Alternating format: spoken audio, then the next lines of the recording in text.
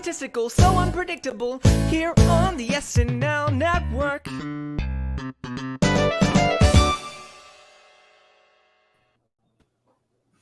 Hello and welcome back to another edition of the SNL Superfan Takeover. Guys, I am so excited for tonight's topic.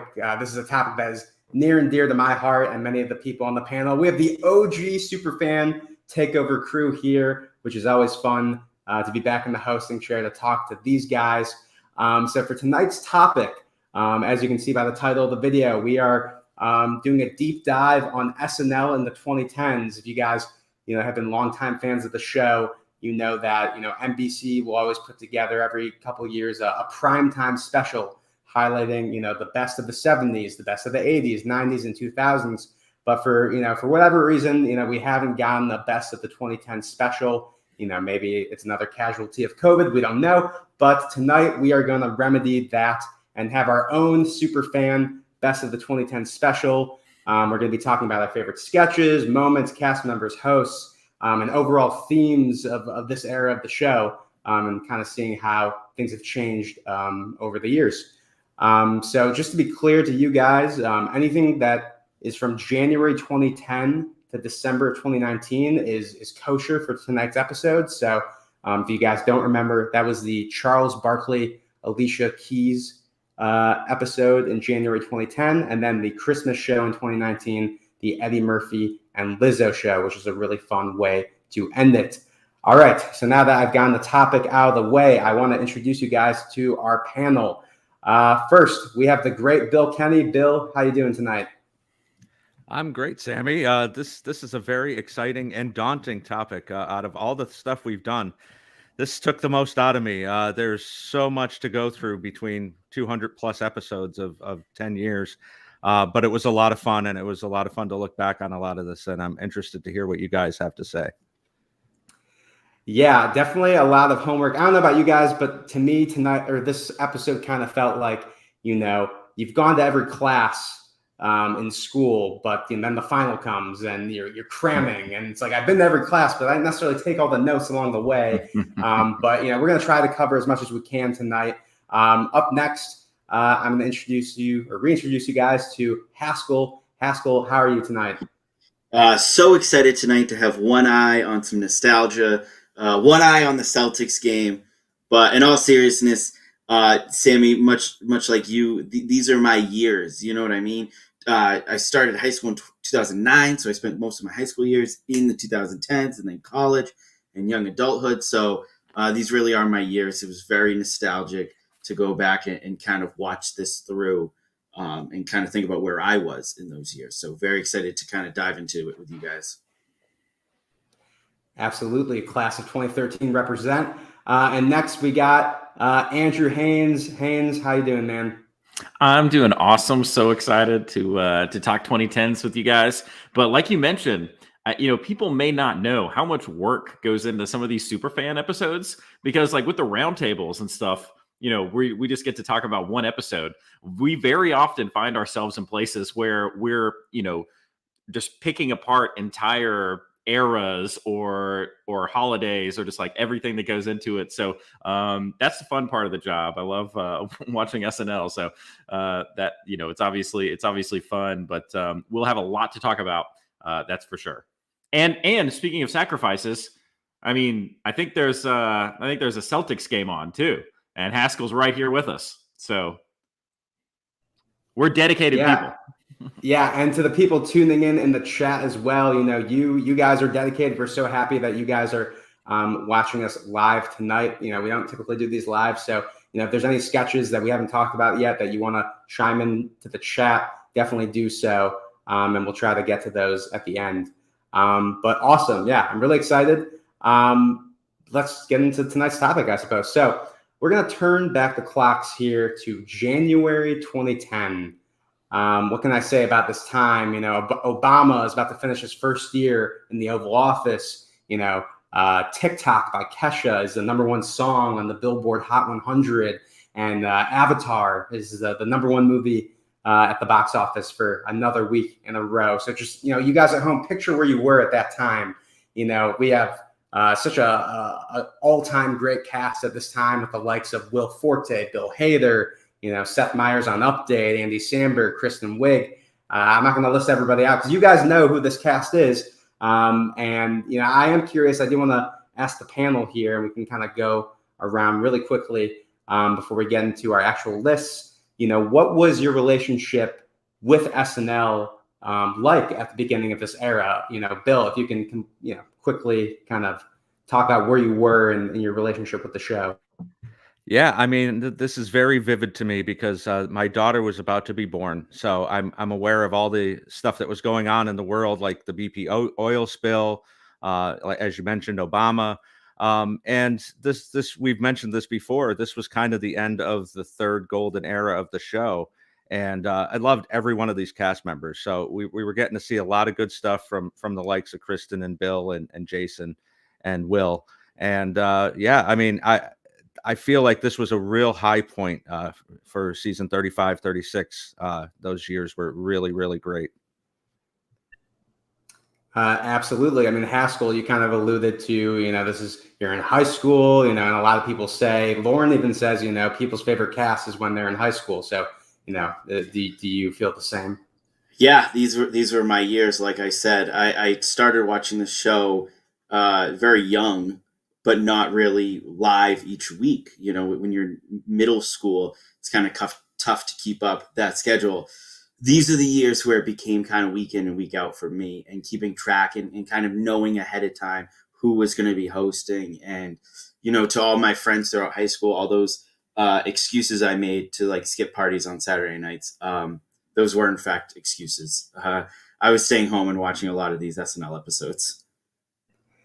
Yeah, I can relate a little bit to that. I can kind of see while I was revisiting these episodes, like when I started high school and in my lack of a social life was very prevalent. And I'm like, oh, I remember these episodes front to back versus like at the end of high school, maybe less so. But Haynes, we'll finally end it off with you. Tell us a little bit about what memories do you think of when you kind of go back to this time? Well, I have kind of a little bit almost the opposite experience, like of Haskell. I really got into SNL when I was in like 7th grade in 1997, and I was just still really obsessed with it all the way through high school, which I graduated in 2003, and then into college. And so, I think back to 2005 and 2006 and kind of toward the end of like Tina Fey and stuff. And then, over the course of my life, I've gone through phases where, I'm there for SNL every week. And then just because of, certain life obligations or commitments, I haven't been watching it every week. So the time that's a break period, I don't want to call it a break. It's not like I stopped watching SNL, but, I'd say about 10, 11, maybe into 12 was kind of one of my times when I was paying the least attention to SNL. Now I've seen all these episodes because I've been obsessed with SNL through my life, and I always go back and watch stuff. But it was really about 13 or 14 when I started to pick back up into just making sure I was there every week and, and never missing an episode again. So we're starting in a dark time for me. But I love how you set the tone, Sammy. That was beautiful imagery. I love taking everyone back to January of 2010, and I feel like I already have a really great reference to bring up for this best of DVD from January of 2010. I can't wait to talk about it. Yeah, what can I say? TikTok on the clock, but the party don't stop. I think those are the lyrics. All right, let's get into our list. We've had enough Kesha references for this evening, but maybe they'll come up later. Who knows? There's an impression, during this era. I'm going to start off with Bill here, basically, and just to preface it, and I'll let Bill talk. We've all kind of created a long list of potential things we want to talk about. We're going to start in the early 2010s and make our way through, and we're kind of just going to go around. This will be a bit of a looser discussion than our typical episodes. We're not breaking things down into categories. We're just really trying to take a holistic approach to covering such a big amount of time. So, Bill, what is the first thing you want to talk about from the early 2010s? Well, I may have mentioned this before. I probably have, but one of my favorite running sketches of all time, was with Jason and Will. And it started that fall and kind of really picked up steam going into 2010. And I think they did it 3 more times in that season. And it was Pete Twinkle and Greg Stink. ESPN Classic, different scenario every time, but it was always these obscure-ish sports like curling or darts. And it was just these 2 very clueless announcers talking about, it was typically Kristen Wiig as the main protagonist, always ending with a city as her last name. She was something St. Louis at one point, and they try to discuss what's going on, and Jason as Pete is holding it together, but he's clueless. But Greg just completely blows him out of the water with how clueless he is. Has no idea what's going on most of the time. He'll cut to him and ask him, what's the purpose of these brushes? And I have no idea. And he just starts laughing. But of course, one of the main points of this was always the sponsor, which was always an 80s feminine hygiene product of some sort. And Jason would just come up with these wonderful rhymes, gynolotrimine, when you've got something fungal deep in your jungle, or when your man's in a coma from your panty aroma. I mean, these were just such great. And the fact that they were able to get these all on air without any issue, because it was all kind of, subtle, so to speak. But yeah, this was one of my favorite sketches of the last 15 years. And of course, they did one with Will Ferrell, where it was set in 1994. And, he's trying to cover the OJ trial, and he's as clueless as they are. And Jason has to keep reminding everybody, remember, this is 1994, so yeah, this always made me laugh, and rewatching a lot of these this weekend was definitely still a good chuckle. Yeah, this is one that, as I was doing my research for this episode, even though they did this so many times on the show, even though it premiered during Will Forte's last season as a cast member, I still found myself, rewatching these, 1 or 2 of these as we were doing research for this episode. So really good pick. Haskell or Haynes, do either of you want to chime in on ESPN Classic? I think you can definitely see the chemistry between Forte and Sudeikis, and it was clear later in his run that something was lost in Sudeikis when Forte left, which was unfortunate. But I also think one of the themes that comes back a few times is Jason Sudeikis's love for sports and doing sports sketches, and I do wonder if, I know they're massively different characters, but I do wonder if something about him playing this character led to him doing those Ted Lasso commercials, which of course eventually led to the Ted Lasso TV show that we have now. It's just funny to see the progression of that. But I did always appreciate Sudeikis. He always worked in some sports sketches. Yeah, For sure. Haskell kind of touched on the first thing that I was going to say, which is just that, Will and Jason are just so good together. This was a very special time in SNL history. We talk about these are just some amazing all-time great cast members, and so anytime we have them together, they just work so well together. But it's a great point about the Ted Lasso thing. That's not something I thought about. For sure, yeah. I mean, and I feel like on these Superfan Takeovers, I always got to say at one point in the episode, not a big sports guy. And sometimes when SNL does a sports-themed sketch, I get a little turned off at the beginning, and sometimes it takes me a little bit to be won over, or I don't get the specific references or whatever. But ESPN Classic, obviously is just absurdist, and the chemistry between Forte and Sudeikis, won me over immediately, and I always really enjoyed these sketches. So let's move on to Haskell. Haskell, do you want to talk about the first item on your list? Yeah, I don't have a sketch. I have an episode. It's the second to last episode of that season 35, so we're just a few months into 2010. But if you're talking the best of this decade, you got to include that Betty White episode. I'm sure we will sit down, we'll do another bracket, we'll do another debate, and we'll do the best single episodes of all time. And I promise you, this episode is getting to the final four. This, to me, is the ultimate episode of SNL. You have an iconic host. You have buzz that generates outside of just, the diehard SNL fans and the casual SNL fans. You have a musical guest who might be in Jay-Z, who is at the top of his game at that point. You have a legendary cast. You have cameos from legendary cast members. Like, it's just the ultimate episode. It's hysterical. Betty White is phenomenal in it. The story has been told many times that the reason all of those cast members came back to cameo is they were all actually the understudy for Betty White in each sketch in case she couldn't make it through the night, and she did, and she killed it. And I just think back to, to go back to sports, a lot of SNL fans say that Saturday Night Live is the only live sport of comedy. We watch SNL like we watch a sporting event. And when you watch it the way we do, very often it becomes like being a baseball fan.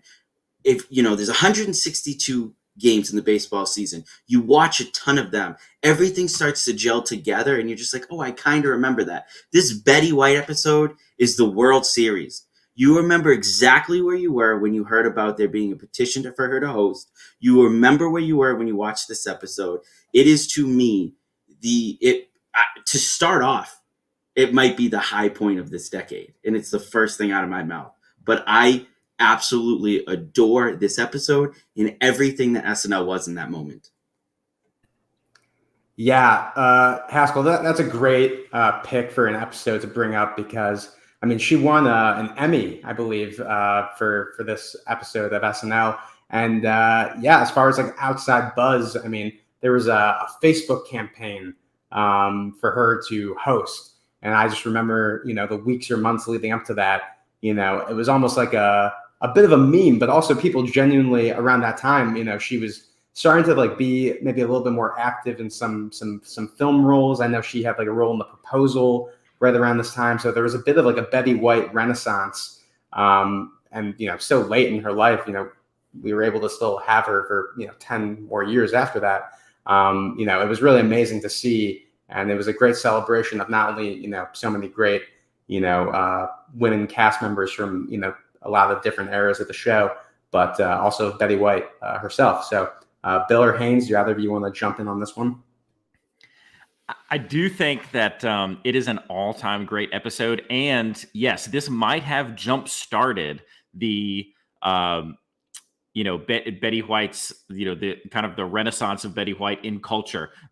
Perhaps not a renaissance for her. She never stopped being awesome. But it is amazing how toward the end of her life, the last decade or so, it was just all of a sudden like you would see her on clothing and just constantly referenced on the internet. It seemed like it kind of popped out of nowhere, and absolutely love it because everybody loves Betty White and they should. She's such an OG. But this is a fantastic episode. And I don't know where to start talking about my love for Betty White. We all, I think, are going to miss her so much.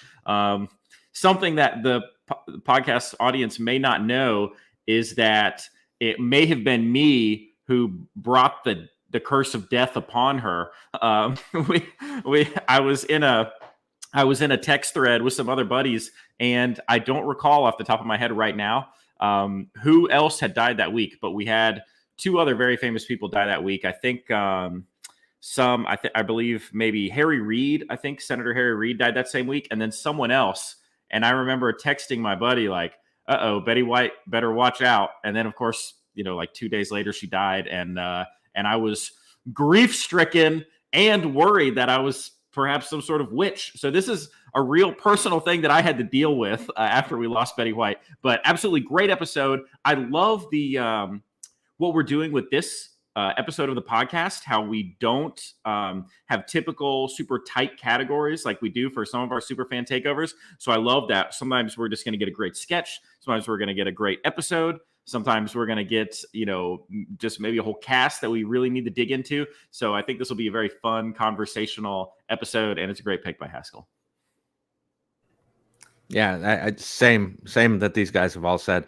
I mean, this to me, being old enough to kind of remember the reruns of Mary Tyler Moore and things like that, and the fact that she was never on the show was criminal. And the fact, this was the high point of Facebook. This would never happen again in that setting. Being able to kind of get this kind of campaign going. And yeah, she killed it. And being able to see the bonus of being able to see all of these great women from SNL come back and them do classic sketches like Lawrence Welk and Delicious Dish and things of that nature. And she was game for anything. I can't think of the name of the sketch where it's old timey and it's clear I think it was Amy Poehler was the lesbian, and she starts talking about it. And she had no filter, and it was fantastic. So, yeah, this was an all-time classic episode. If you asked any non-SNL fan what the most famous episode of the last 15 years, this would definitely be their choice. So, great choice. Yeah, and if you guys have not had a chance to revisit that, or you've never watched that episode, as you can see, we all definitely recommend that one. Great time capsule as well for that, early 2010 era of the show. All right, Haynes, let's hear what you got first on your list. So I told you I did have a reference to January of 2010. So really kicking things off at the very start here. This is, I think, and now this is a one-off sketch. We never saw, it never recurred. And, I'm not talking about a whole episode here. I'm just talking about one sketch that I think is exceptional. We did discuss it. It was on my list for our digital shorts episode where we talked about the digital shorts. And this one, it really starts out. First of all, it's a great story. The whole arc of what's happening here is just a really great tale from start to finish. We start out with Andy Sandberg playing this guy who seems to be some sort of top level executive. He's too cool. He's always he seems to be just shooting aces all day, whatever that means. I think I just made up that term. And but I did just use the word curse, and that is what this sketch is called, The Curse. And so basically Andy Sandberg is walking down the street and he steps on and breaks the talisman of this possibly homeless Fred Armisen character who gets into a shouting match with him. And of course, he lays the curse of Sergio upon him. And we really don't know what this is, but essentially, every time, Andy Sandberg's character is really just trying to live his life. And in these important moments of his life, a shirtless, greased up John Hamm with long flowing hair explodes through the wall, blasting a saxophone solo that seems to attract everyone in the room to him, and leave Andy Sandberg out of the picture. Like I said, I actually think the story in the sketch is really great. All sketches should be a short story from, point A to point B, but this one, I just felt like it really had the right ups and downs, the right pacing. And, he goes, after he's cursed and dealing with these instances over and over again, he gets back to Fred Armisen and he's apologizing and begging. And Fred Armisen, takes his money. He says, I'll pay for it. Anything. He says, fine. You pay for it. I will lift the curse. So he, gives him the dream catcher basically and says, keep this over your wall and it will protect you from the curse forever. And it feels like a happy ending, but anyone who knows story knows that this can't really be the ending now. And so, of course, he's showing up to his wife to watch his wife give birth. And the last thing she says before she gives birth is, oh, I knocked your dream catcher off the wall and broke it. I hope you don't mind. And in the next moment, I can't believe that they got away with this or that I'm about to have to talk about this, but from her vagina emerges Sergio, John Hamm, just covered in like amniotic fluid and wailing saxophone in the NICU, and it's just start to finish and a sketch that I'm crying from like the first time. Well, maybe the first time he busts through the wall, you're a little bit confused. But the second time, it's very funny. When he came out at the end, when he came through the birth canal, I mean, that's crazy. That was really, really crazy. And I love going back to the sketch. I think it's a great one to pass on to folks who haven't seen it before. If you haven't, you must. It makes me really, the ending brings me to tears every time. So The Curse with Sergio and John Hamm, I really think is an all-time 2010s DVD sketch. Yeah, that's a really good pick, Haynes. We got John Hammond there, who during this era is definitely a good friend of the show. Popping up on screen more than some cast members in some seasons, featured cast members, and also like a great Jenny Slate. Appearance in this sketch for her, kind of short tenure on the show. So that's a good pick. Bill or Haskell, any thoughts on The Curse? Yeah, going through the digital shorts was difficult because we've done an entire episode on that, and you'd think that the producers of this DVD would probably only pick one, since there's so much material for 10 years.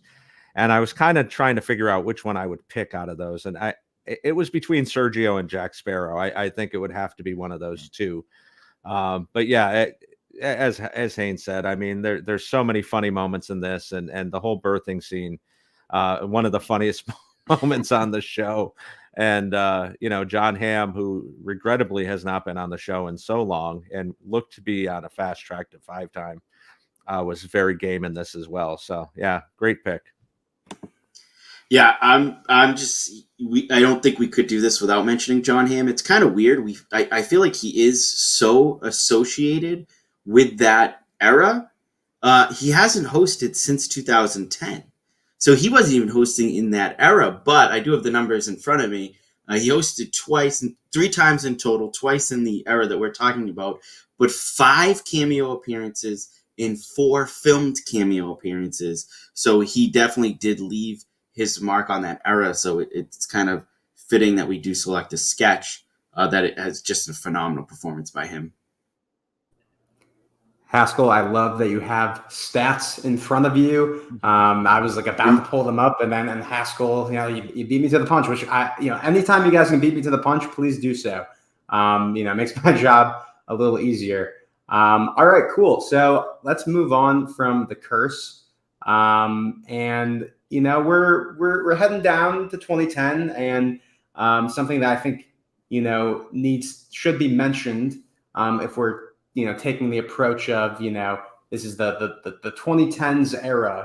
So there's the sketches, but there's also things surrounding the show at this time that maybe in a talking head scenario they kind of talk about. And something that should be talked about is in May of 2010, not only is Will Forte, announced that he's leaving the show, but he also has a movie coming out at the cinemas, the first SNL-related movie in some time, MacGruber, which, if you were to ask people, the weekend after it came out, and MacGruber was a success, people would say no. I don't even know if it critically fared super well, but certainly become a cult classic, over the years, enough to the point where there's now a Peacock streaming show from MacGruber, which is a lot of fun. And yeah, I just think it's interesting that, obviously for, the reason that, it didn't make a lot of money, that we haven't seen a lot of SNL movies or any SNL movies since MacGruber. But yeah, I just thought, that would be something we should kind of spotlight real quick. Does anyone have any thoughts about the MacGruber movie or just SNL movies in general? It's funny. I was just listening to Bill Hader on Dana Carvey and David Spade's podcast, and this is somebody who might come up a little bit later, but he's talking about how Lauren wanted him to make a Stefan movie, and he said, couldn't even make it into a full sketch without it sucking. So how are we going to make a 90-minute movie out of this? And that was my feeling about MacGruber at the time. Now, the movie was better than most SNL movies, but it's funny how that's the route they seem to go. Roxbury guys, it's not a lot to mold from to make these movies, and maybe that's why they stopped. But I think it's kind of stood the test of time, now that there is the Peacock show, and Forte's had a resurgence in culture and things like that. It's a pretty interesting choice. I haven't watched the movie in a long time. I wonder if it holds up, but yeah, it's definitely a big part of the era. My favorite part of the movie, and I don't know how many SNL movies have done this, is that it like continued a little bit of the story from the sketch, where like Kristen Wiig's Vicky St. Elmo is the love interest in the movie, but they also reference that Maya Rudolph started in the sketches when they first did it on SNL. And I really enjoy that. I don't know. I can't really think of any other SNL movie that kind of was a nod to kind of the history of the sketch. No, that's a really good point. Haynes, were you about to chime in? Well, for me, MacGruber was something that got better with time. Well, and not just like the passing of time, but the recurring sketches. Like the first one didn't exactly knock me off my feet. And in fact, when we, saw the second one, I was kind of like, oh, we're doing this again. But I do love MacGruber now. And, for those of you who don't know, Sammy is a real movie critic. And this, I think, correct me if I'm wrong, I believe this is your favorite film of all time, correct?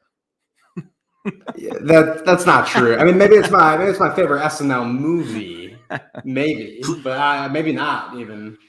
We do have to point out hashtag Get Sammy on MacGruber season 2. Of course, it's the official hashtag of the Superfan Takeover. That's really just what I wanted to get to. So. Yeah, we fell out of talks for season 1, so hopefully with enough fan support, I can make sure that the contracts look good for season 2. But all right, Bill, I want to move on to you for the next item on your list that you want to talk about. Yeah, this was a small moment at the end of season 35, but kind of an important moment now that we have the long view. And this is something that SNL doesn't do very much anymore. And that's having a writer who's not part of the cast come on to Weekend Update as a correspondent or do a stand-up piece. Did it a lot back in the day. Fred Wolf would go on and Don Novella and things like that. But this kind of ended with him, if I'm remembering correctly. But this was John Mulaney going on Weekend Update, fresh-faced, young. Nobody really knew who he was. People might not have even known that he was writing Stefan at this point. And it's not that great. It's about 3 minutes worth of Girl Scout cookies not being available any other time of the year, and you can't buy them online. And it doesn't age very well because none of that's true anymore. But it's really funny for where it's at. He's talking about what if you can only buy Coca-Cola in July? How ridiculous would that be? And why do I have to buy my cookies from a little girl in a cloth skirt? But it kind of bookends as we'll get to later, I'm sure.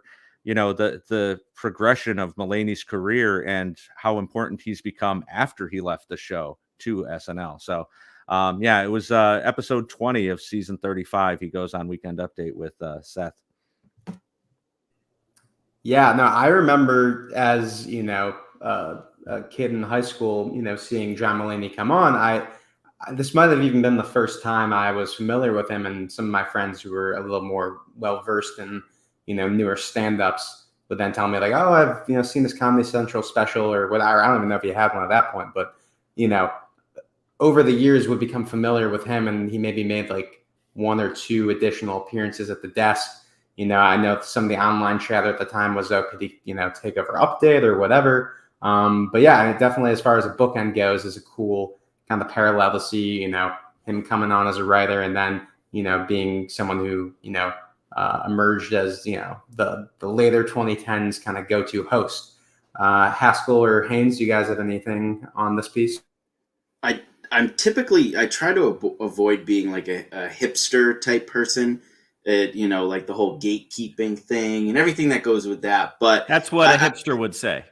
I do like specifically though remember like when he really started to like blow up, like not really noticing how big he was getting, and then people start mentioning John Mulaney, and I do remember my first thought being like the SNL writer John Mulaney, the guy who did Update, like it's very, his appearances on Update are very cool because like you said, we didn't see it a lot in that era. I think really the only person who's done it since would be Leslie Jones right before she was added to the cast. So it's really cool, and it'd be a great thing to include to show the progression of his history on the show. I just ultimately wish it was a little bit, like you said, Bill, like a better representation of maybe his best material. Yeah. Yeah, for sure. I think we should just move on then now to Haskell, just in the interest of time, for the next item on your list. What you got?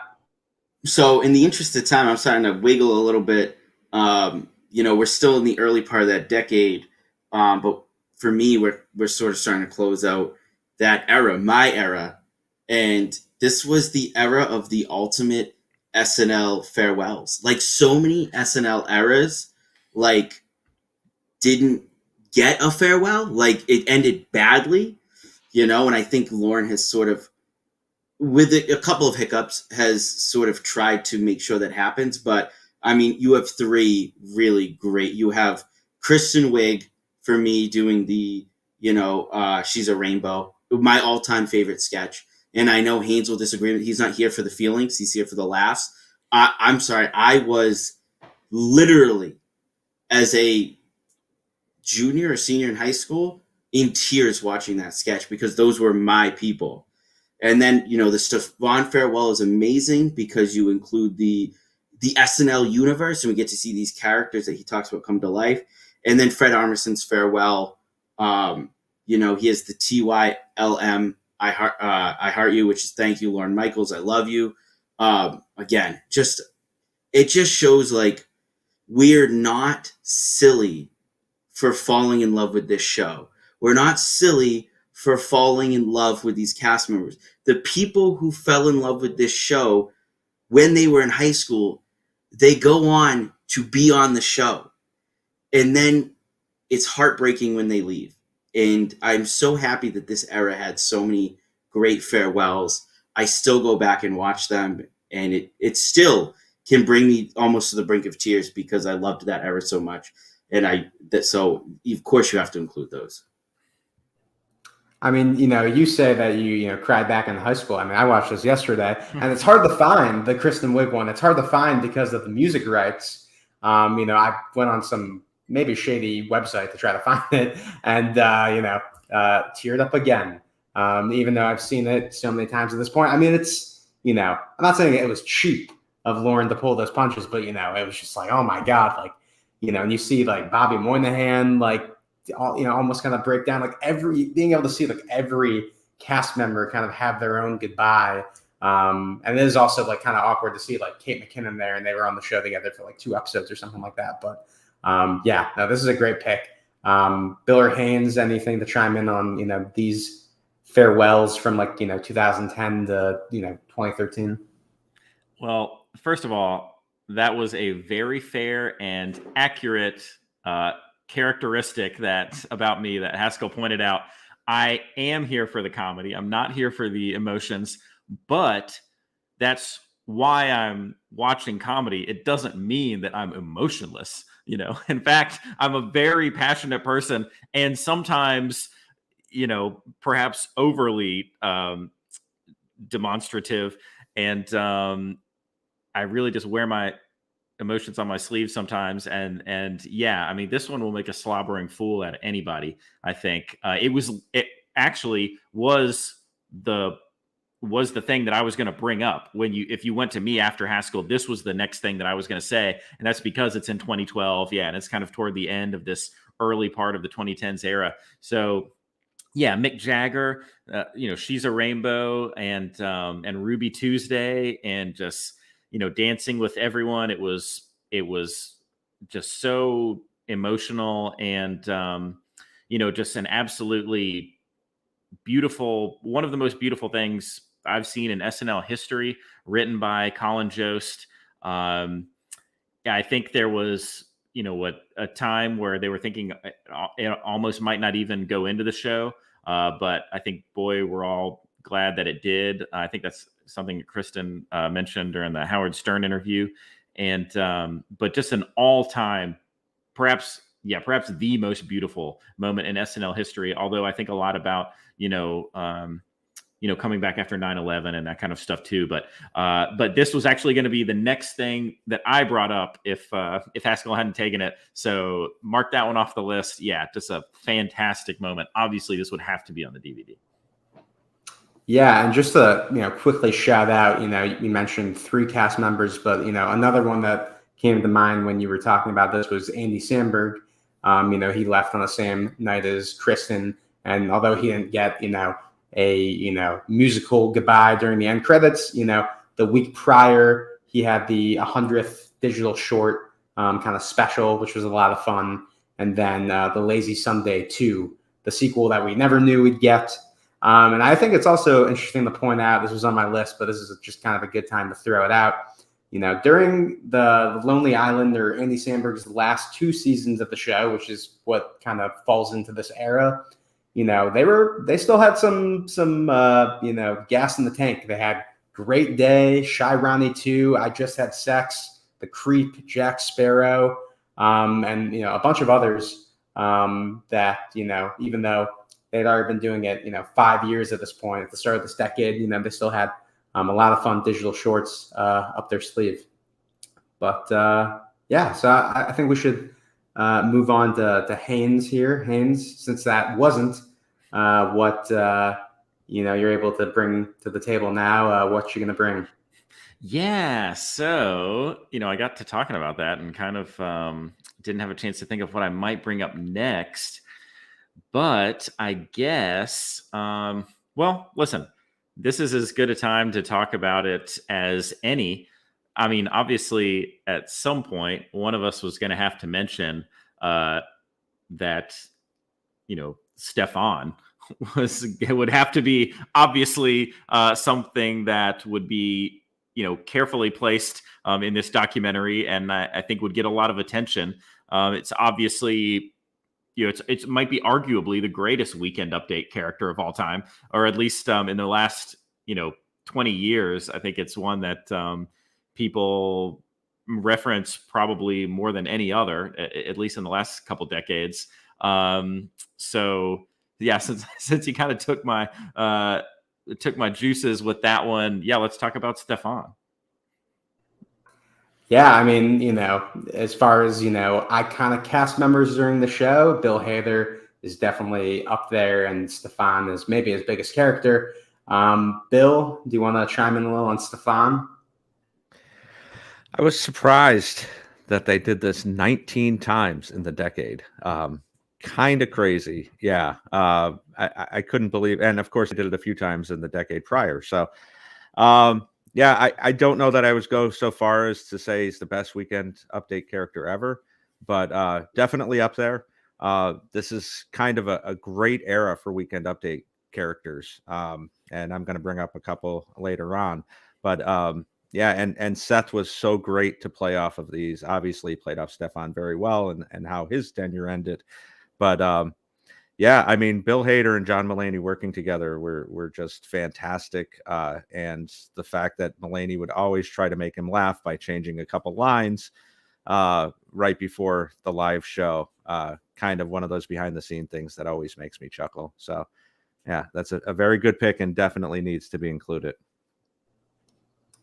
Yeah, I mean, and I'm pretty sure that New York's Hottest Club was in the championship matchup for the catchphrase bracket that we did, or at least in the Final Four. It was definitely up there. It was up there. Yeah, definitely Final Four. So, iconic catchphrase, iconic character.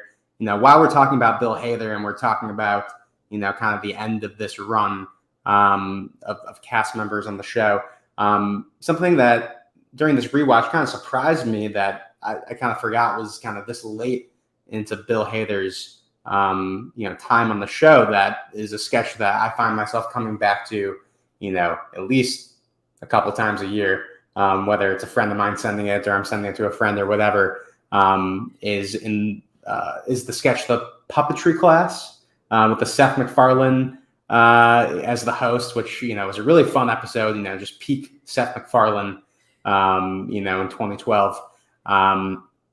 But yeah, this sketch, if you guys don't remember it, Seth Macfarlane is leading a class where you can, make your own puppets. And, the characters are, Mckinnon has a kind of a Ranger Robbie, I think is the puppet's name. And Vanessa has someone who's like really into shopping and texting. And then you have Anthony Peter Coleman, who's a Vietnam War vet, and he's made a puppet that looks exactly like himself. And it is just like quintessential Bill Hader material.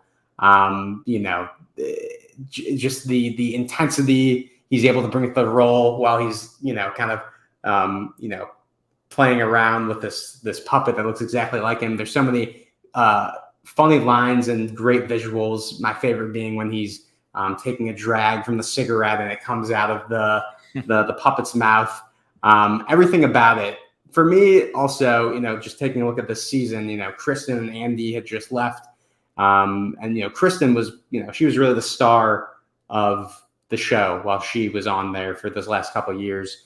And to me, just thinking of, that season where, you've kind of got these new guys with Taryn and Jay Farrow and Vanessa Bayer, coming up. And, you also have, Bill, Jason, and Fred in their last season. For me, like, this is like really kind of when I feel like Bill was like cemented as like the glue of this cast, not saying that he wasn't beforehand, but like, it's like a sketch like this where, to me, I really see it as like, yeah, he was the glue of that cast. So Haynes, do you want to chime in on this one? Yeah, I have. So I've seen this sketch a billion times. It is kind of an all-time great. It gets replayed a lot. When they do SNL clip shows, and it's just and it's a YouTube clip that still just like pops up in my feed sometimes. I've seen it so many times.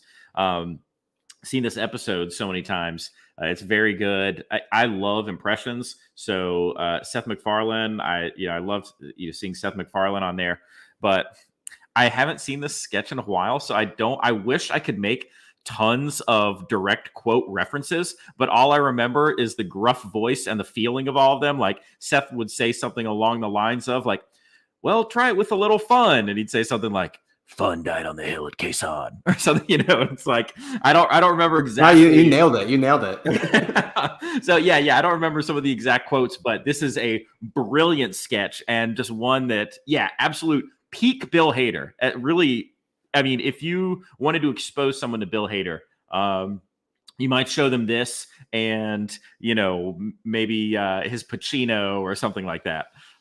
So yeah, amazing sketch. Absolutely love this one. A real favorite of mine. Can I just add that outside of SNL, the show that I've watched most of my life is Family Guy. So I remember being amped for Seth MacFarlane hosting. Like, I was excited. This is definitely a character that they brought it back when he came back to host, I'm pretty sure. If they had debuted it 2 years earlier, we would have had 15 of these. Because that character, they would have definitely brought back like a number of times. And I guess you can look at that two ways. Did we miss out 15? Or is it like a really good once sketch with kind of an epilogue to it by doing it when he came back to host? No, that's a really good point, because for a lot of these, when I was, watching for this episode, I was like, oh, wow, they did this 10 times. They did this 7 times. Oh, they only did this twice, or they did it 3 times. And this is one that I for sure thought they at least did again while he was on the cast. And the fact that they only did it when, he came back to host, I was like, all right, good restraint on SNL's part. Kind of adds to the myth of this sketch for sure. All right, Bill, we go back to you. Just to kind of remind the viewers at home, we're kind of, towards the end of the Bill, Kristen, Andy era of the show, and heading into some new cast members that joined the show during this decade. Taran Killam, Vanessa Bayer, Jay Farrow. Bobby's been on the show for a little bit now. So, Bill, do you have anything more geared towards that, or if you have anything else you want to close out on Bill and those guys, feel free to chime in. Well, I not to turn this into a Best of Bill Hader DVD, but I have one more thing that I think is kind of important for this decade, and it's his Herb Welch. Those newscasts can kind of mesh together. They do them so much, not as much as game shows, but they do them so much on the show. But this stood out and apart. And, if you don't remember, Herb Welch was this ancient, now in his 70th year at the station guy. And Jason Sudeikis is playing the straight guy in the studio, cutting to Herb at these different scenarios. Herb has no idea what's going on around him. He's completely senile. He's lost his mind.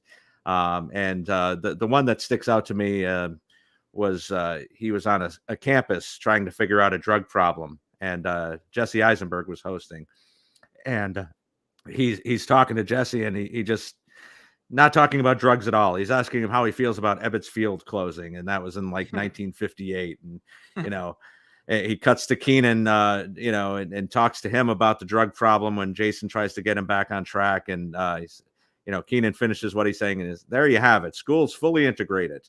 And, it's just, it continues. And then, of course, at every end of every sketch, he dies, but then comes back to life. This was just peak Hader. This was something else he also mentioned on the Carvey podcast, where this was just a minuscule idea. He was watching a newscast with a writer friend of his, and he saw this old guy who had no idea what was going on, and he said, "That's a sketch. Hey, let's do it."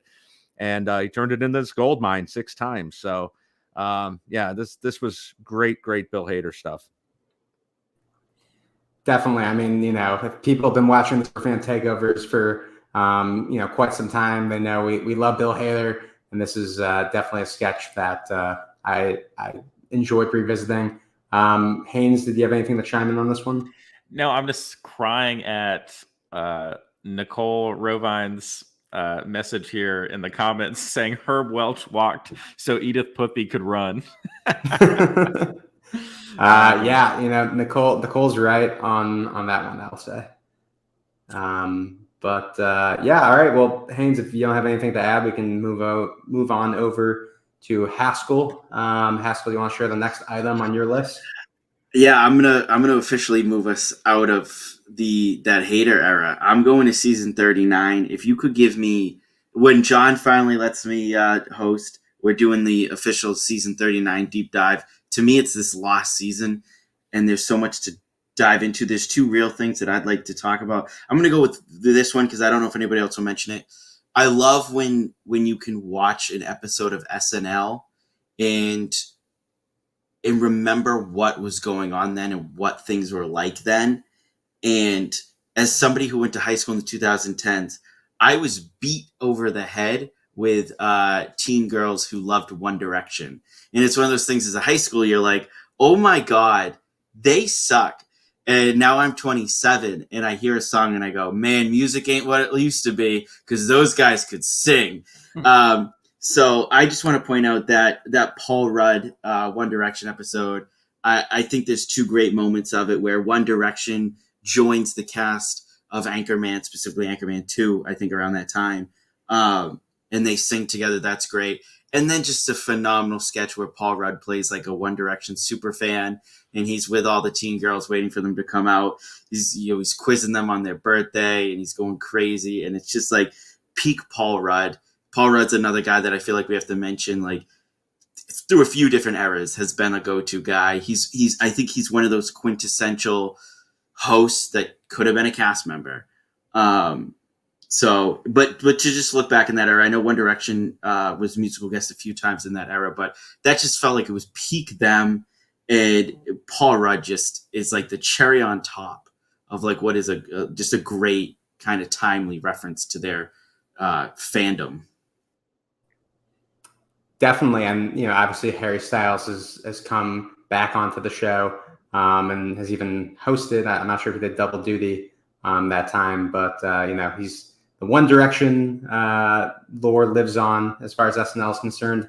I am curious if Bill or Haynes has anything to say on One Direction, or specifically this Paul Rudd One Direction episode. I love the Anchorman get together. I love Keckner coming onto the show. So that's my biggest takeaway from that. But yeah, I mean that sketch with him as the superfan was fantastic. For sure. All right, then. Well, I think we should move on then to Haynes. Let's hear what is next on your list. Okay, so I'm bringing up another recurring sketch. Really, it's more of a series than a single recurring sketch. And I don't mean to keep us from moving on chronologically. I didn't think this out so well, when I was looking through my notes trying to pick what I was going to mention next with the last one. But I do have to keep us with the hater era for just a moment because, and we talked about this in the last roundtable that I was on. John mentioned these series of auditions. And I told you just a few minutes ago, and I've said it a million times, I love impressions.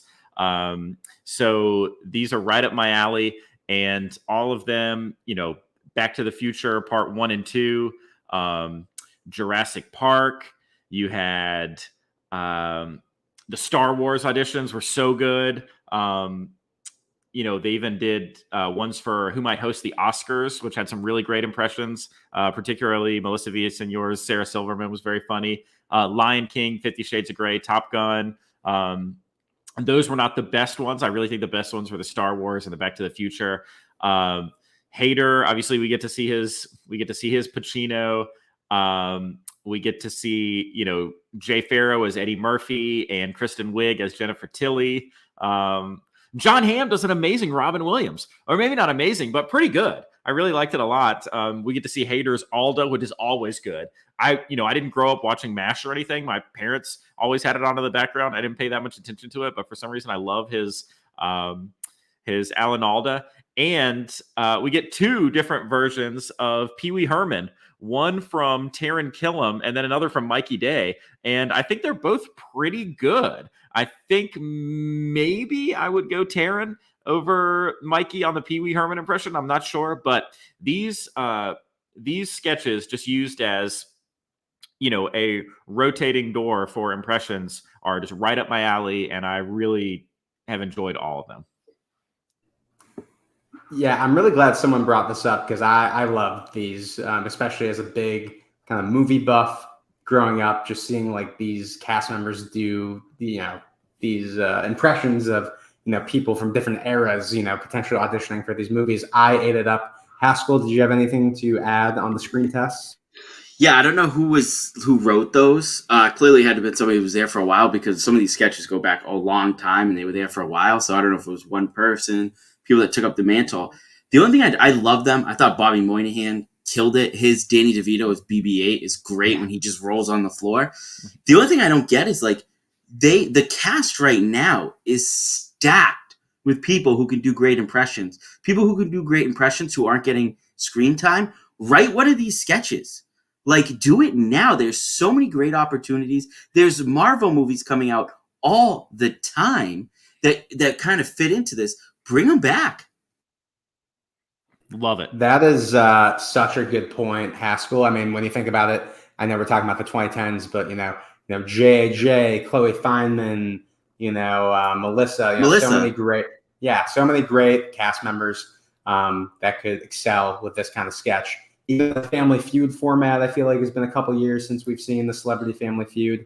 So yeah, I don't know. That's a freebie. That's a classic superfan freebie for Lauren and the people of SNL. But since I think either Haynes or Haskell brought up Bobby Moynihan, I think it would be a great time for me to bring up the next thing on my list. This is just like the Bobby Moynihan sort of 2-minute sort of power hour. Whatever. This is my spotlight for Bobby Moynihan. He, as I've said on the show or on the roundtables in the past, he is easily one of my favorite cast members of all time. He joined the show in like the fall of 2008, which is actually, when I had my bar mitzvah, which was it was themed around SNL. So that was really like, I was loving SNL. And for me, when Bobby joined the show, I think he was really like the first new cast member that like I saw come onto the show and then leave the show, because I had started watching in like late 2007, early 2008, and he's someone who had such a great run. So to see him start out as a featured player, as a babyface featured player, and go, I think he was on for 9 years on the show. He had such a good run, and he was never someone who he was never the star of SNL. He was never a star of any time he was on the show, because for those first couple of years, Bill and, Kristen really dominated. And then kind of right when they left was when Kate McKinnon and Cecily Strong joined the show, and Beck and Taryn. So, he never was the star, but he isn't really that kind of performer or that cast member. He was just such a great ensemble player, and when he did get the chance to have a spotlight on Update, I mean, Drunk Uncle is great.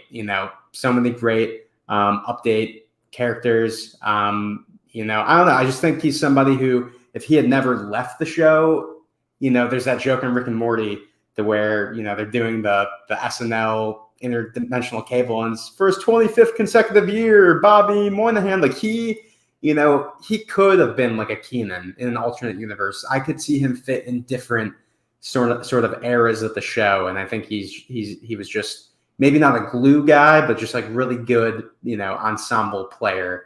I know that's a weird distinction, but Bill, let me bring it over to you.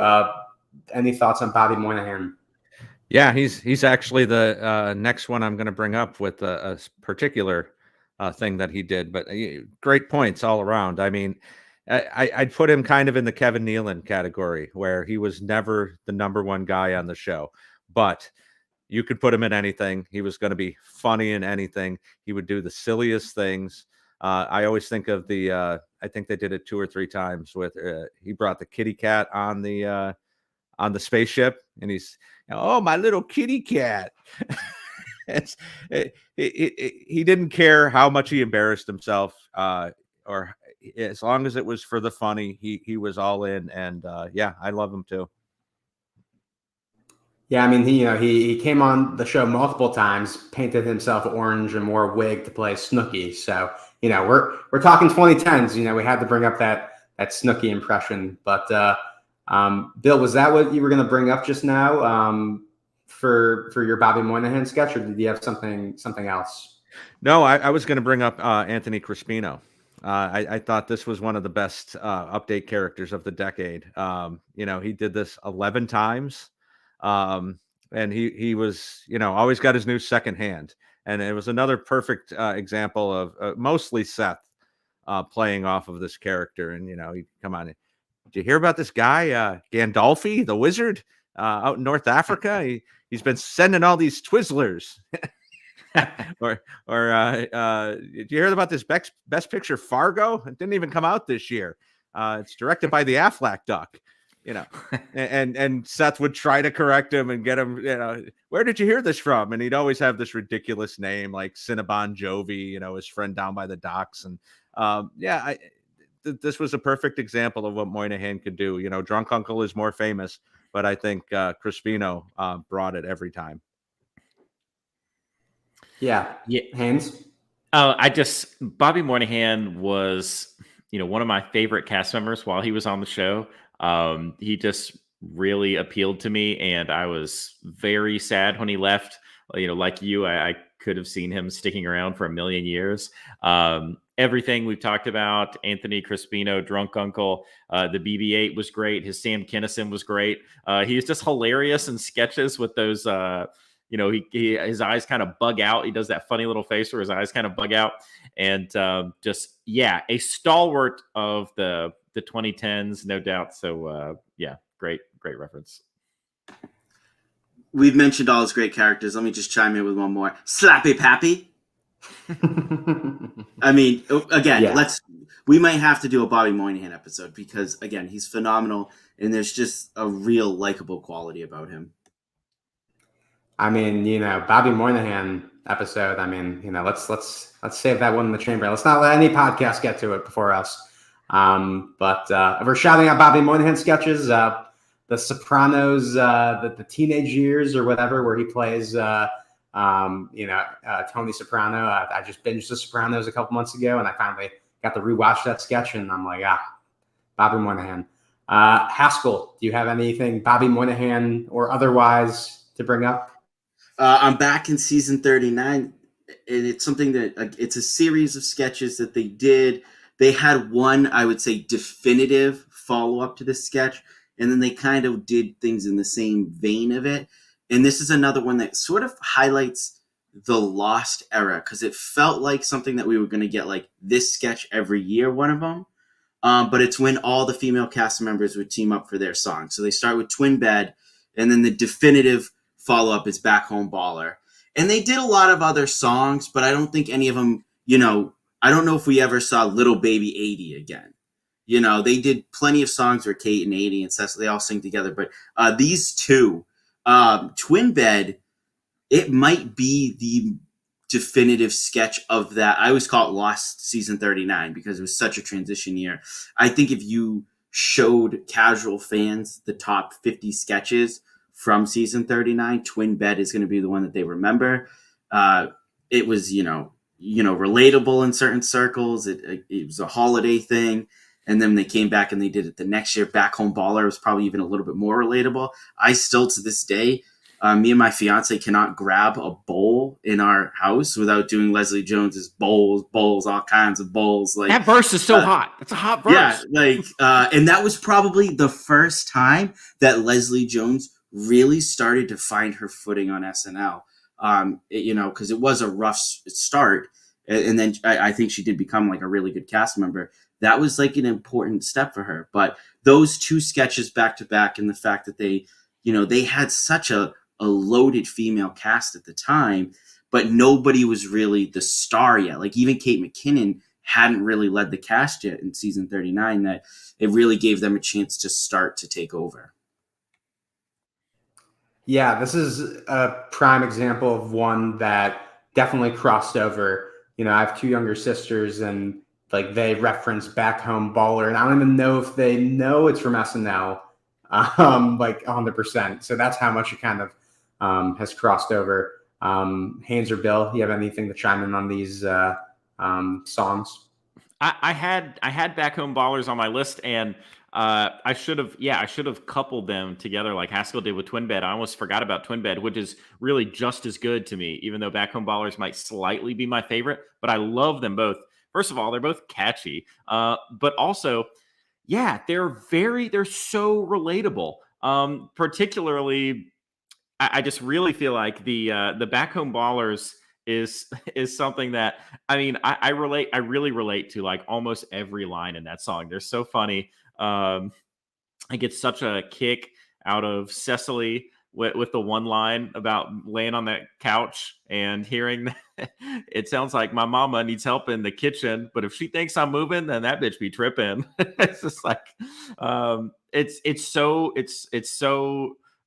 relatable. And that is what it's like being back home at your parents' house over the holidays. You don't do anything. You do a whole load of laundry for just one sock. Very often when we're going back to our parents' house, I guess you're right. Maybe, Haskell said relatable in certain circles. Yeah, I guess it might be a little different the older you get, but this definitely targets like the college 20s type of person, going back home for the holidays.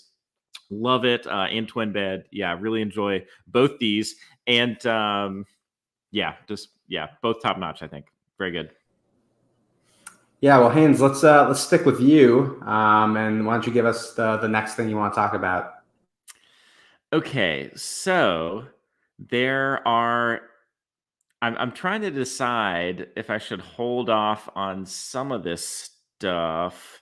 Some of it feels like maybe it could be sprinkled in toward the end if we really start talking about music. But at the same time, I've got so much on my list. Go with your heart. Go with your heart. I've got so much I want to mention, and we're an hour 10 into this already. Really, this needed to be a 2-hour show. And you're just eating away at time right now. True.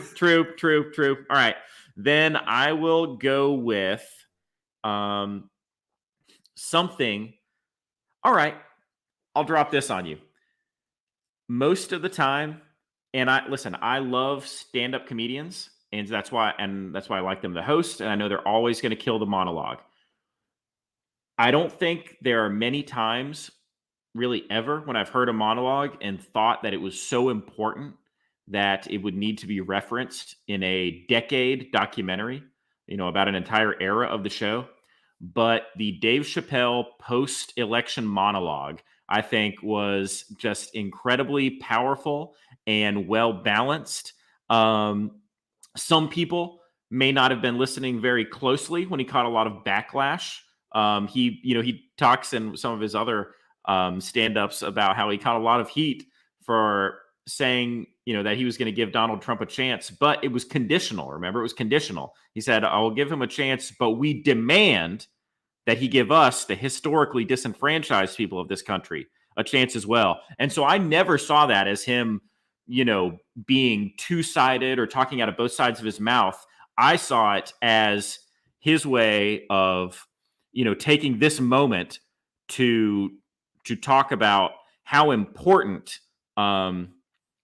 it is that those types of issues be addressed, and that and because we knew the type of president that Donald Trump was going to be coming in. I don't mean to get too much into politics on this show. We're pretty good about not doing it too much, but it was almost, it wasn't a threat, but it was just a reminder of what we are not going to tolerate. And it was very loose. I mean, John might have to censor this episode because I feel like I have to make this reference, but he's saying, he brings all the levity that you need to this type of situation. A lot of people were very upset, especially in New York.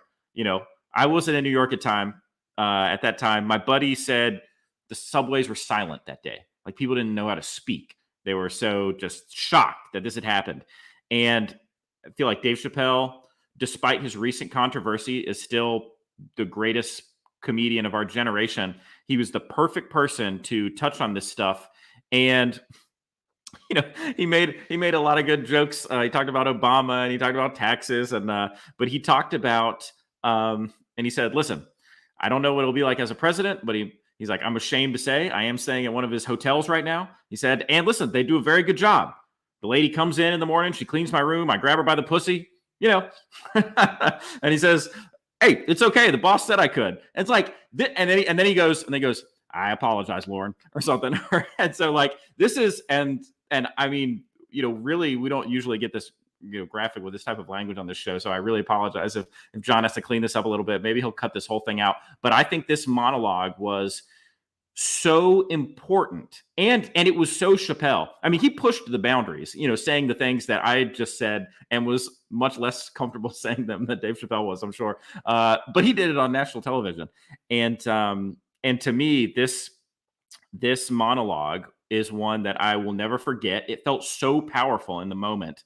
It was so poignant, and the guy is just such an incredible speaker. He's one of my favorite storytellers of all time, if not my favorite storyteller of all time. So this monologue is one that just stood out to me as one that would have to be referenced in the pantheon of great 2010s moments. And I hope that's not too controversial, or maybe it will be, and it'll generate some clicks. Who knows? I think Haynes just beat Chappelle's monologue for longest of all time. but that was his second election monologue. It was second. But every word of what you said rings true. Speaking of his second monologue, there was a reason why when we got to 2020, everybody said there's only one person who can host post-election, and it's Chappelle, because they wanted the sequel to that. And the last thing I will add, I'm glad you mentioned it. Very, very special episode in my heart, because I was at the dress of that episode the first time I'd ever been to SNL Live. So wow. That episode will always be right here for me. Wow, I did not know that. That's awesome. I didn't know that. Wow. Yeah, that's incredible. You just dropped that on us. You never mentioned that really, before. Man. Holding that one close to the vest. Yeah. I'm always obsessed with time capsule episodes, and this, from start to finish, is that, for better or worse. And I mentioned to you guys before the show, I haven't watched anything from that season on. I haven't rewatched anything from that season on, mostly because the political sketches were pretty terrible. and the Baldwin thing got old, and so I didn't find a lot of that. So going back and rewatching a lot of this episode and knowing the things, this and of course the election night sketch with Chris Rock, them singing Hallelujah at the beginning as the cold open. A lot of poignant moments, and Chappelle, Haynes nailed it. I mean, Chappelle was perfect for this role. I can't imagine anyone else having hosted. He was in the right place at the right time. There's no way they could have known what was coming when they booked him, but yeah, it turned out to be the best case scenario for what we were all trying to heal from. And people kind of forget, we hear so much from Dave Chappelle these days. He's had like 5 or 6 specials since that episode that he hosted back in 2016. But he was gone for many years, kind of just out of the spotlight.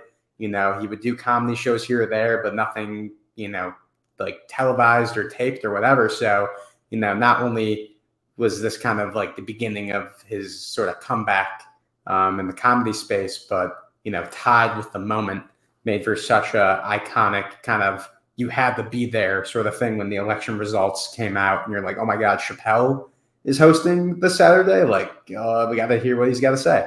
And, it's funny because this won't be, I won't talk too much about this, but, on my list as well is that election night sketch with Dave Chappelle and Chris Rock, where it might have been like the first sketch after, they go to commercial after the monologue where, people are all gathered around watching the election coverage. And as the results coming in, is Hillary going to lose? And, Dave Chappelle and Chris Rock, who, makes a cameo, are just kind of, commenting on the whole thing, how, it's no surprise. Like, you really thought like they were going to, elect her over this guy. So that's just a great sketch. That, I wanted to shout out. But, as we're moving to 2016, I did want to kind of go back real quick. I know we're running out of time, but I did want to highlight something from Taran Killam, who I really enjoyed his contributions on the show during this time, and another kind of SNL career that was kind of cut short. Haskell, alluding to the farewells. We never got a Taran Killam farewell, and he's never, come back to the show since. But a recurring sketch of his that I really enjoyed. I'm not going to be able to pronounce this because it's in French. Les Jeunes de Paris. Did I nail that? Any French listeners, please let me know how much I butchered that. John is dying. But no, I really enjoyed these. If you guys don't remember, it's a sketch that doesn't really have a ton of dialogue, where they're these kind of teenagers or 20-somethings like in a club in Paris, and someone like puts something on the jukebox, and it kind of tells the story like through like the dance moves and like the interactions between, I think the first one was Emma Stone, and it was just so I don't know, it's just kind of, it was very cool to revisit this because I remember really enjoying these. And I feel like SNL doesn't do a lot of sketches nowadays that are totally not dialogue driven and just kind of visual and kind of the emotion you're saying with another person via like dance or whatever. They did this a couple times, and again, another sketch is kind of hard to find because of music rights, so didn't have the best quality when I revisited this one, but I did want to shout it out. And Taran Killam, who I believe wrote this sketch or co-wrote the sketch and initially did it at Groundlings. He was kind of the anchor of this thing, and it is a kind of encapsulation of what he would bring to the show, his energy and kind of the way he would use his body in certain sketches. So I'll go over to Haynes. Do you have anything to say on this one? Great pick. I don't have a ton to add. You said it all right there. For sure. Well, then let's move on over to Bill. Then, Bill, what you got next on your list? Since we're talking about the 2016-17 season at this point, one of the most poignant moments. I am here for the emotion sometimes. I'm here for the laughs, but I am here for the emotion as well. And they ended January 2021 episode with Cecily and Sashir, another lost and underrated cast member, coming out and singing "To Sir with Love" to Obama. And it was just such a great moment. I can say for, in my life and around my circles, like this, it was a very melancholy moment knowing that he was leaving, whether or not you thought, Trump was going to do whatever he was going to do. You felt like we were a pretty stable nation-ish during the Obama years, not a lot of scandals, not a lot of things going on. And, it was sad to see him go to a lot of people. And so for them to come out and do this very emotional, sweet song, a little bit off key, but they did a very sweet job doing this to end the show the night before he was leaving office. So I think that would have to be included as well. Yeah, I'll add that I think this hits a little bit better than singing Hallelujah after Trump wins. It just is a little bit more of a looking back, and I think it's always okay to kind of look back, with a little bit of love for somebody, than opposed to what necessarily the Hallelujah was. But yeah, it's a nice little sweet moment. If I could tweak it a little bit, I'd have maybe a little bit more humor in it. It doesn't have to be mocking anybody, but even the first sketch after 9/11 had a joke in it, which would be the one thing I would tweak about that. But I echo what Bill said about kind of going out of those Obama years and how I personally feel about Obama with a lot of admiration. So, it was nice that they kind of had that moment for him. Good points, Haskell. There's so much to cover. We didn't even talk about how Fred Armisen played Obama at the beginning of all this, of this era, but not much to really add there. Haskell, do you want to just keep going and show us the next item on your list? Yeah, I feel like we have an unofficial timeline right now, but kind of where we're at. Going back and watching this, I think it became very clear to me that season 41 and 42, with maybe a little bit of 43 sprinkled in, will go down as the high water mark for this era of cast members. Kate, Cecily, 80, Kyle, Beck's not here anymore, but for Beck and Pete, there was a lot to go over in 41 and 42, including some iconic characters that I'm sure will come up. So I'm not going to bring them up now. I'm going to go with, sometimes I love a single punch knockout sketch. All right. All build, one joke, and it leaves you in tears. And one of the all-time sketches that ever did that, Farewell, Mr. Bunting.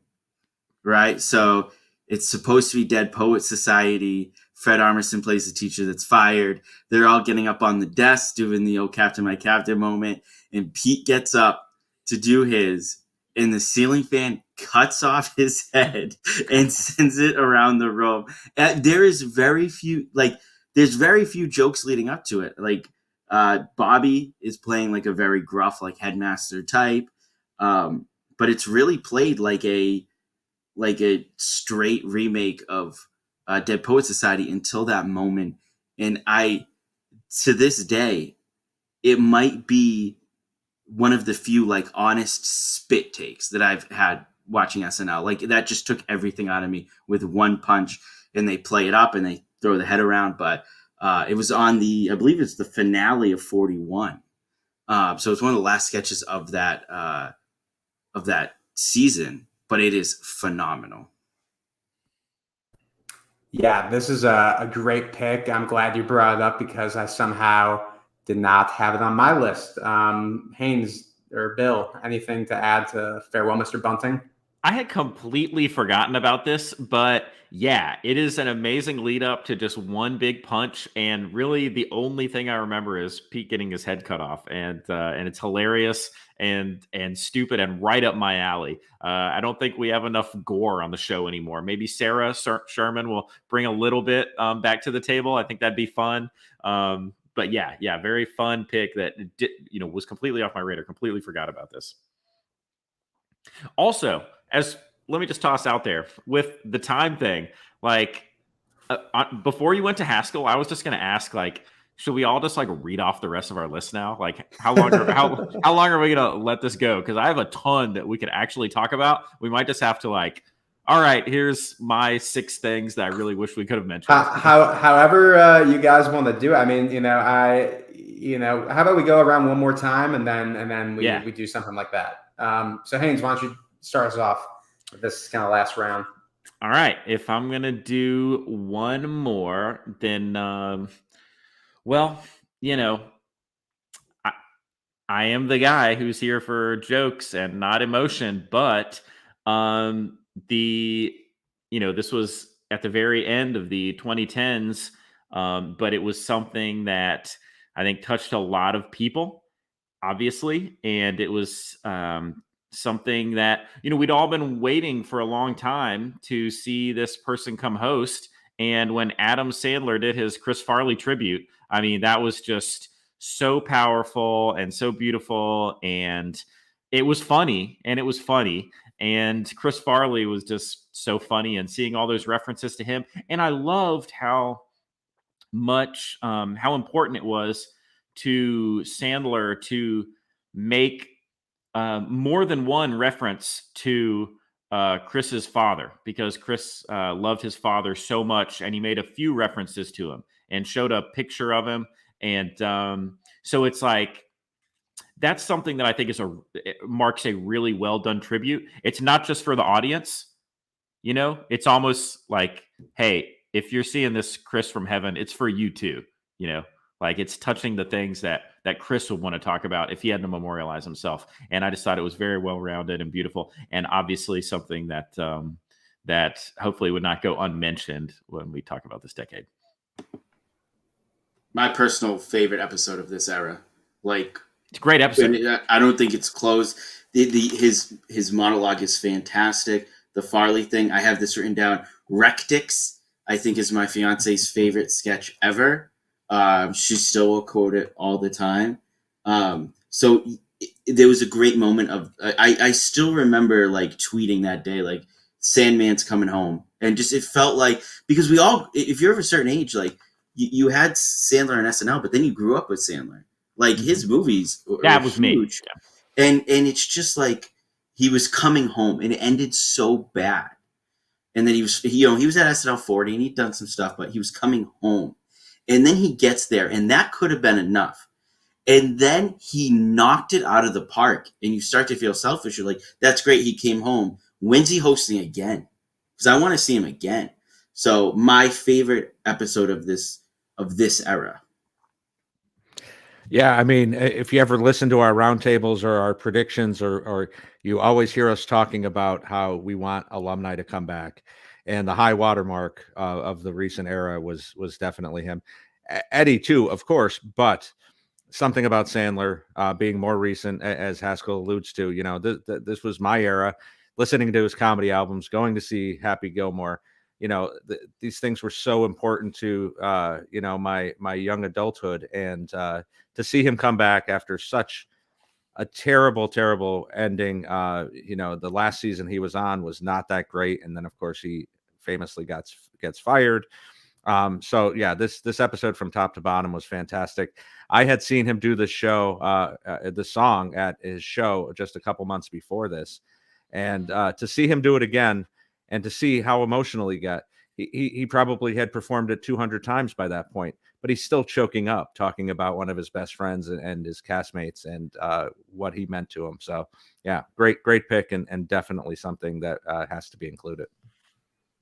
Yeah, Bill, that's a really good point, because I also, not to brag, humble brag, also saw him perform the song at a show, and I'm really glad he was able to bring it to the SNL stage as well. I know we just allude to SNL 40, and that's a whole other show. We could, dive into that and how, fun that was. But, seeing him come back as Opera Man, to me, I remember that being like just a huge moment for me as an Adam Sandler fan and as someone who knew of his, current status with the show and how he had never made any other appearances afterwards. So that, I feel like, opened the door, similar to how Eddie Murphy kind of, came onto the SNL 40 and kind of talked and didn't do any comedy, which people were mad about. But then, yeah, he eventually gets to come back and host as well. So I'm glad we were able to bring that up. I think I'm going to go this way. So, we've kind of alluded to the Trump stuff, and, this is the best of the 2010s, right? So we're trying to stay positive. But something I do want to highlight, and I remember this being a huge moment. I think it's still on the SNL YouTube channel. It's probably one of the most watched sketches that they have on there in the, tens of 20s, 30, 40 million, is when Melissa McCarthy played Sean Spicer. This was like, obviously at this point, Alec Baldwin had already played Trump, and maybe, one or two other celebrities had come in and do a cameo. So it hadn't gotten like super ridiculous yet at this point.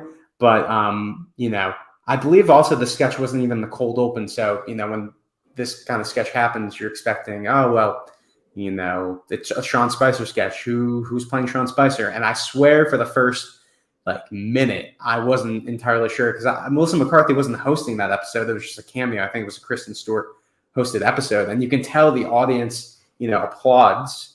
But then there's once she starts talking, there's another round of applause. They're like, oh my God, it's Melissa McCarthy. That's insane. Like the makeup and the performance. I mean, you can obviously tell it's Melissa McCarthy when she starts talking, but the energy she gave to that sketch. I mean, it's like an 8-minute long sketch, and I've rewatched it today. And we always talk about sketches being too long or whatever. And I mean, that's a prime example of they just had so much material to mine from that. Those first couple of press briefings at the beginning of Trump's term. And something I especially really enjoyed in that sketch was the props she brings out and all the puns she does. My favorite being, radical moose lambs, and she has a plush moose and a plush lamb, and so much fun wordplay there. She takes the podium and she lifts it up, and it's super light and starts ramming it kind of into the audience when they're asking a question that she doesn't like. I don't know. This was really big. I remember a lot of people talking about this. People who didn't watch SNL and obviously were just pretty glued into everything going on in the political realm at this time. So I think this is definitely one that would go in the special. Does anyone want to chime in on Melissa McCarthy as Sean Spicer? Peak physical comedy. That's all I'll say. Just every time she is just like a little Chris Farley herself. I wonder if this would have been.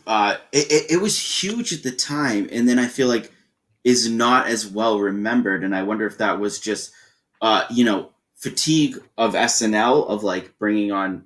I think this helped play into the idea that was okay, we'll bring in a new celebrity to play each one of these Trump lackeys, and then on top of that, it felt like there was always a new Trump lackey.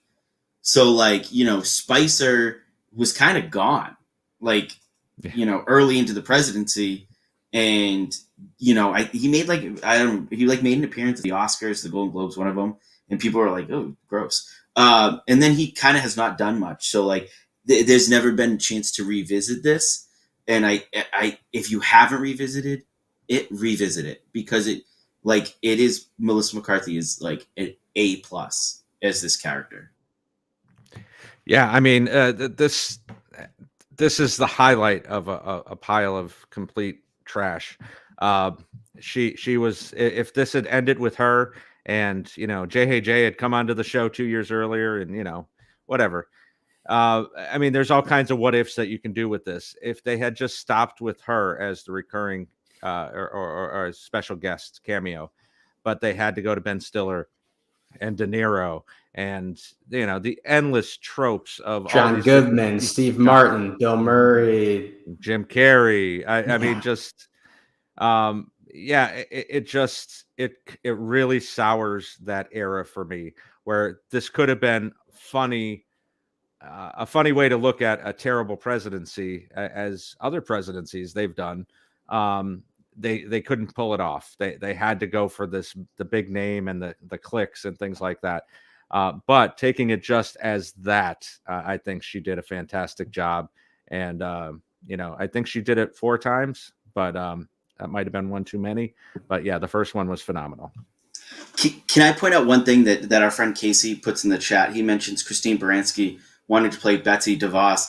I think we I don't know if you remember in that era, like every celebrity was like, I guess I'll go on SNL and play this role. Like the same way that I'd be like, oh, I guess I'll go write for SNL. Like if I really have to, like that's what became exhausting, where it was like some celebrity who has not been in the public eye very slightly looked like one of these Trump people. And we're like, oh, do I get to be on like this legendary show? I guess I'll have to do it. And we were like, no. That I was just about to bring that up. I mean, Rosie O'Donnell as Steve Bannon. I think Zach Braff was petitioning to be like Stephen Miller or something like that. Like it was getting ridiculous. I mean, Jimmy Fallon did play Jared Kushner. Like it was a lot. I mean, it was almost different when SNL alumni came. I mean, when Robert De Niro and Ben Stiller basically did meet the parents, but as Michael Cohen and Mueller. I mean. Whatever we can, that is what we'll say on that. But all right, we're going to go around one more time. Bill, what do you have next on your list? I'm going to bookend what I mentioned earlier and talk about the beginning of the great John Mulaney hosting gigs, and talk about Diner Lobster.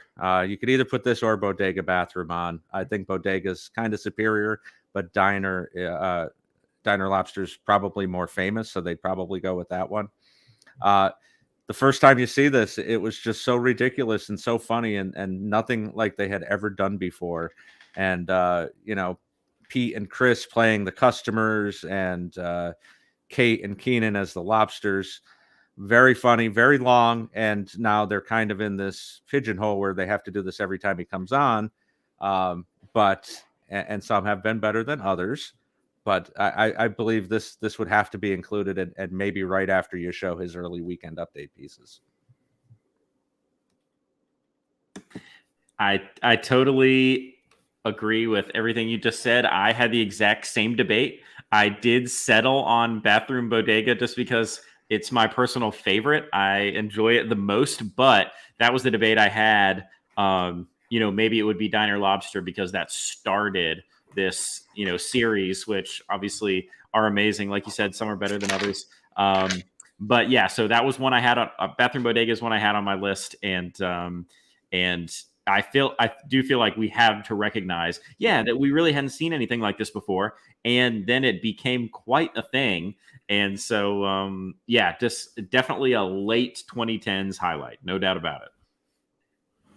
For sure. No, that's a great pick. Let's, Diner Lobster, they've done this sort of iteration so many times. So, there's a reason why they keep bringing it back. I still enjoy them. I know a lot of people kind of want them to stop at this point, but I don't know. I'm soft. I like musicals. What can I say? Haskell, let's move on to the last thing you want to bring up. There's a few characters that I really want to bring up that we have to bring up, but either they'll come up or we'll throw them in our Jeopardy. I'm reading Jeopardy on Nicole's comment. And that's when that will come up. But I got to go with one of my favorite recurring sketches kind of in the middle of this current era, which is the Close Encounters. We saw it in a few different iterations, but the one with Ryan Gosling when he can't keep it together. I love a good break. You know what I mean? People will probably be more familiar with the Christmas one because it's kind of cemented itself in the Christmas clip show. But it's my favorite thing that Kate McKinnon has done. It always breaks the cast, which is great. There's always great wordplay, involving her, her vagina and butthole, just to throw it out there. It's a great sketch. It's one of those that kind of delivers every time for me. I don't think we haven't seen it in a while, but I don't think it had run out of steam last time we saw it. Yeah, and I'm glad you brought that up because we really haven't spent much time at all talking about Kate McKinnon during tonight's episode, and it is tough because there are people who have been on the show who are in the current cast who have been on for so long at this point. I mean, Kate's been on for the majority of this decade that we're talking about. Like, she joined the show in 2012, but it is hard for me to, I almost for this episode was drifting more towards the people who aren't on the show anymore, because I feel so still connected to this era. I mean, there's so many things to talk about. Haynes or Bill, do you have anything to add up on Close Encounters or just Kate McKinnon in general? This is probably the time to do so. Nothing to add. Kate McKinnon's an all-time GOAT. We haven't mentioned her nearly enough on this episode. And I think it is probably what you're saying, Sammy, that she's still part of the cast. We haven't really even mentioned Keenan that much. So I think it is kind of leaning towards the people who are no longer there. But obviously, Keenan and Kate would get quite a bit on this DVD. Yeah, no, I mean, also Nicole mentioning in the comment, I mean, her, playing Hillary throughout the 2016 and kind of that era of the election and everything like that. I mean, obviously that was big. When Hillary came on the show and they did that sketch together as well. I think Hillary was the bartender or something like that. But yeah, just wanted to give a little spotlight to Kate there. Haynes, what's the last thing that you want to kind of really dive into here? Okay, last one that we actually get to talk about a little bit. I will use... All right, there's some that I can save because people will know them with a single word. This does take a little bit more diving into. There was a sketch, and this is just a hard one-timer that just absolutely killed. It was from the Bill Hader hosted episode, and it's called Girlfriend's Game Night, where they come over and the girls are supposed to be having a game night, and Cecily brings her betrothed senior husband, who is I forget what his name is, but he's in one of those not push scooters, but electric scooters, and she's brought him over because they're trying to get pregnant, and his Cialis kicks in, and so she's telling the girls, like, all right, don't mind us, we just need to not waste this moment. And they realize she's starting to imply that she's going to actually try and have sex with Bill Hader while they're having their game night, and and somebody's immediately starting to have a problem with that. And she goes, guys, I brought a courtesy blanket. She's like hopping in his lap, like she's just going to cover with this little blanket. And I think it's 80 who goes, you can't just do that, old man here. And it just leads to a lot of funny lines. And then a tremendous amount of really, really genuine breaking where they're trying really, really hard not to break, but you can tell people are just losing it. And Bill, I'm guessing that this was, I do not know if it was improvised or not. It felt like it was in the moment, the way that he keeps really crashing his scooter like too far into things. Like maybe he's supposed to do it a little bit, but like pushing the table really, really far, and you can see, people trying to grab the drinks and stop stuff from spilling. And it almost seems improvised. Maybe it wasn't, but that to me is just one of those sketches that, stands on its own. It's not a recurring thing. It's not part of some, larger series. There's no emotion involved. This isn't a musical thing. This is just a classic SNL one-time sketch that it's just every time you watch it, you will die laughing. So that's why I brought it. Yeah, I mean, we just couldn't escape Bill Hader even towards the end of the decade here. Do you guys have anything to add on Girlfriend's Game Night? He said everything. Yeah, no, he did. Haynes, yeah, you say a lot, but you cover it well, so I can't complain. But yeah, I think that is it. I think I'll just start off with a couple things that I want to highlight or just kind of really rapid firely shout out. Again, we only have a certain allotted time here. So anything that we missed, please let us know on social media or in the comments. Something that you think would need to be included in this best of 2010 special. But really quickly, a couple things. What up with that? Even though it started at the end of 2009 and made a majority of its appearances, at the first half of the decade, obviously a great Keenan showcase, and kind of foreshadows his eventual, stewardship as the longest running cast member on the show. I remember the Martin Short Christmas episode being great. Also just Zach Galifianakis is an iconic host. His episodes in the early 2010s. He's only hosted 3 times. He hasn't hosted since I think like 2012 or 2013 or something like that. Those episodes are always great. Kyle and Beck's fake sitcom recurring sketches were always amazing. Totino's Vanessa Bayer. I love Vanessa Bayer. What more can I say about her? I'm going to stop there. I have a couple more things, but I hope I didn't take some of your guys' stuff. Bill, got anything else to add? Yeah, I mean, as far as recurring sketches, I mean, you have obviously Black Jeopardy, with most famous one of which Tom Hanks is a MAGA guy on the panel with them, and they did that a bunch of times. Californians, the porn stars. I love all the ads. They did a great job with ads at this point. They had the Almost Pizza ad with Kristen and Bill, where they're, it's not really pizza and you can't technically call it that. The Grouch pre-tape with, based on the Joker movie. So good. Yeah.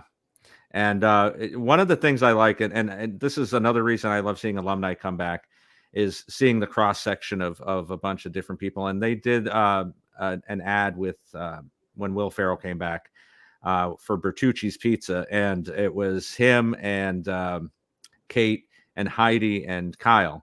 And it was just this great cross section of 25 years worth of SNL cast. Heidi in her first or second year, and Kate's been there a while, and Will the veteran. And it was really, really funny. And they can't get this commercial right. And that's the kind of stuff that I look for, and something that might be able to be put on. All right, I'm gonna rapid fire. I got a few misses. Mike O'Brien, Tim Robinson, Paul Britton. Like, something's got to be said about those guys who should have been given more time. Kevin Roberts, Larry David. We didn't even talk really about Larry David. Matt, the radar technician, right? We didn't talk about Adam Driver, who was great. Of course, probably on the cover of the DVD is David Pumpkins. Casey Affleck's Dunkin' Donuts sketch, of course, from Boston. Oh man, I'm all out of cash. I love the Matt Damon monologue when he talks about his parents letting him stay up to watch SNL. Really resonates with me. And Harry Styles was phenomenal. His Sarah Lee sketch and the song about Doug the dog. I still sing that like once a week. Really good picks there. And Haynes, bring us home. Yeah, I also can't believe we didn't mention David S. Pumpkins. The Californians was definitely one I had on my list, but ones that were just really great.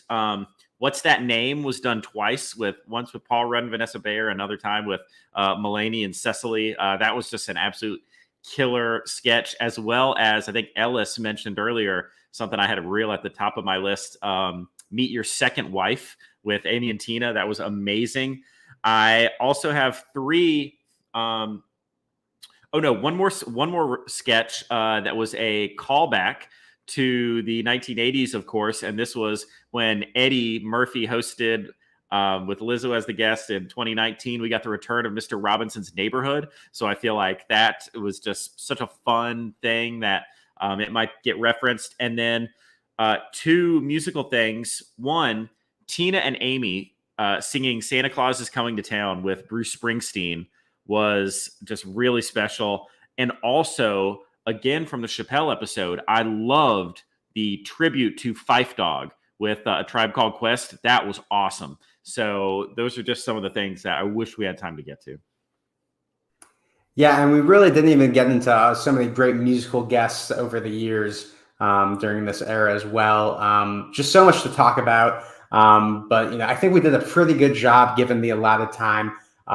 So yeah, you guys at home, tell us how we did. What is there that you would want to add to this best of the 2010s collection? I mean, I don't know. We could have done a 2 or 3 part sort of episode tonight. So maybe in the future we can revisit this, get a little bit more in depth to some of those later years. But I think we did a great job, guys. Thank you so much for joining me on the panel. I'm going to let you guys plug anything you'd like. Bill, let's start with you. Thanks for coming on the show tonight.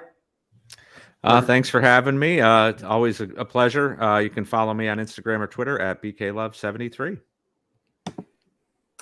Haskell, thanks again for coming on. Always a pleasure. On Twitter, Andrew E. Haskell. For sure. And Haynes. Always catch me on Twitter at SNL Has a Cast and Instagram at Candrew Attitude. Nicole is dying that we didn't translate her emojis into English. I only understand one of those emojis, and I don't want to talk about penises. So, I think we got to wrap this up. Classy way to end this show. And really quickly, if you have not gotten the chance to check out our coverage of the Lizzo episode from last week, we have a hot take, a roundtable, and a Patreon feedback show that you guys can catch up on. And also, you can join our Patreon. There's a ton of perks at the SNL Network's Patreon. You can be a guest on the Patreon feedback show, join our Facebook group for exclusive news, and even have the chance to participate in, some SNL stories, interviews with some alumni. Next week, John will be back in the hosting chair for our By the Numbers show, and he tells me that there's going to be a special guest interview. So keep out on the lookout for that. And please follow us on social media on Facebook, Twitter, Instagram, and TikTok at the SNL Network. Subscribe to the podcast. Tell your friends to subscribe on YouTube or wherever you listen to podcasts. For myself, I've been Sammy Kay. You can follow me at that Sammy Kay on Twitter, Instagram, and TikTok. And also, please check out the last Superfan Takeover. We did the catchphrase bracket for March Madness. That episode was a lot of fun.